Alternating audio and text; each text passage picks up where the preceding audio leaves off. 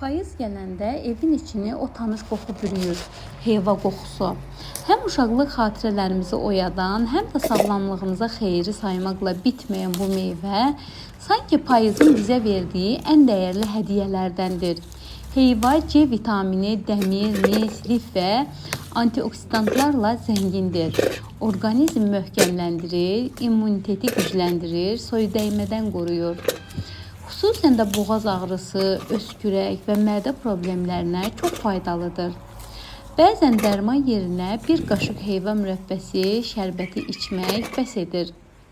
Mən də bugün sizə öz əllərimlə hazırladığım heyva mürəbbəsini göstərirəm. Əvvəlcə heyvaları təmiz-təmiz yuyuram. Par-par parıldayan sarı rənginə baxanda elə bil günəşin özü içindədir.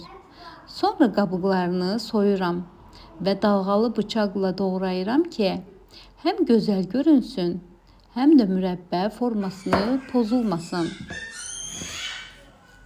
Bu dəfə mən 3 kiloqram heyvadan bişirdim. Hər kiloya 3 stəkan su və 1 kilo şəkər hesabladım. Əvvəlcə 9 stəkan suyu dərin bir qaba əlavə edib qazda qaynatdım. Su qaynayanda üzərinə soyduğum qabıqları tökdüm və 10 dəqiqə qaynadıb çıxartdım. Bu addım həm zəng verir, həm də şərbətin dadını daha zəngin edir. Sonra dinlədiyim heyvaları qaynar suya əlavə edib 10 dəqiqə bişirdim. Daha sonra onları yerlə çıxarıb kənara qoydum.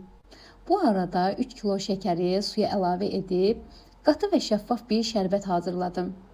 Şərbət istədiyim qatılığa çatanda heyvaları yenidən əlavə etdim və 30 dəqiqə ərzində asta-asta bişirdim. Qaynayarkən mətbəx elə bir qoxuya bürünür ki, sanki evin hər küncündə nostalji bir istilik yaranır.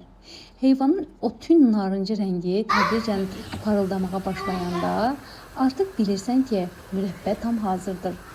Heyva mürəbbəsi həm çay süfrəsinin kraliçasıdır, həm də qışda təbii vitamin mənbəyi.